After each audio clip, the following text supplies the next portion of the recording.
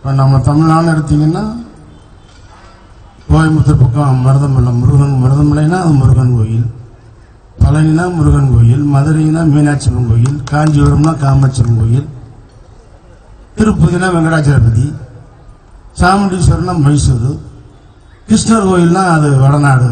இப்படி எல்லாருக்கும் ஒரு கோயில் இருக்கு, எல்லாருக்கும் தெரியும். ஆனா உலகம் முழுவதும் இருக்கும் ஒரே இறைவன் இயேசு என்பதை பெருமையாக சொல்லிக்கணும். உண்மை அதுதான். எத்தனையோ டிவியில பார்த்திருக்கேன், நிகழ்ச்சியில பார்த்திருக்கேன். பொதுவாகவே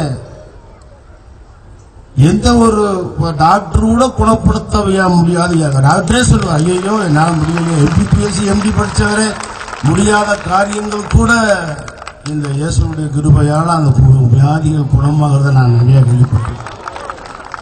நீ நினைக்கிற என்னடா கரகாட்டக்காரில் வாங்குவீங்களே